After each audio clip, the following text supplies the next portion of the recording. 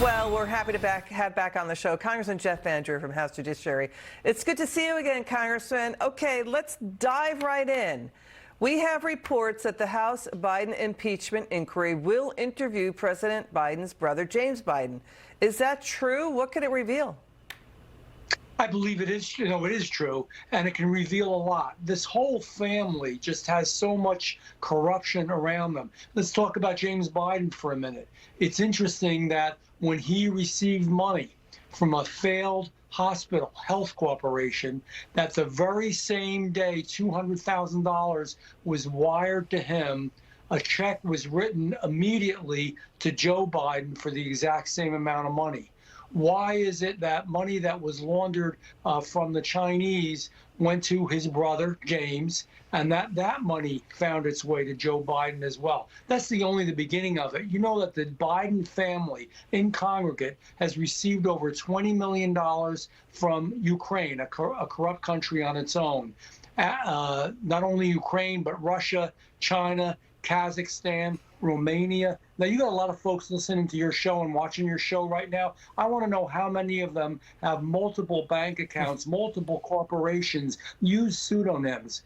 I mean, there's a lot that needs to be looked at here. This is not normal. You know, Congressman, you and your colleagues also plan to question former associates, the Hunter associates, including Tony Bobulinski, Eric Schwerin, and Rob Walker. Hunter Biden himself is also scheduled to testify at the end of February. Now, Tony Bobulinski, he's already voluntarily interviewed with the FBI about the Biden's influence peddling. He could end up being a more hostile witness for the First Family because he already told the FBI in 2020 that President Joe Biden was personally involved with the Hunter deal with Chinese energy company CEFC.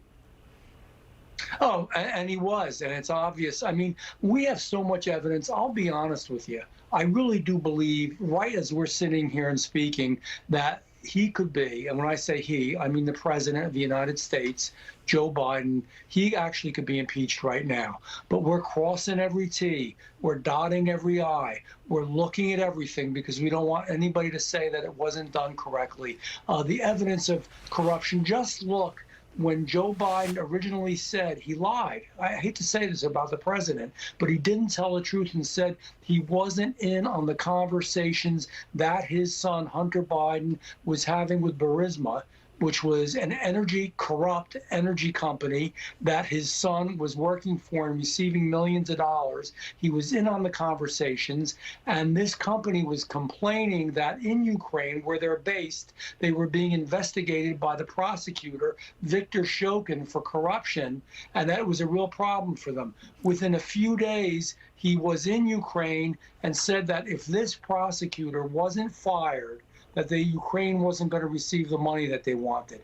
When does a president go to a foreign country and publicly say, and was proud of it, that you have to fire the prosecutor or you're not going to receive money? So the connection is to impeach the president, you got to prove high crimes and misdemeanors, right? And some question whether it needs to be done in office or out of office because this is influence peddling into the government. So that's going to be where the argument is. So this is really the focus is on the president. Final word. Go ahead, Congressman. It is going to be the argument. And you know, the other argument here that's important to realize, and I want folks to realize this too, Hunter Biden, Joe Biden's son's a bad guy.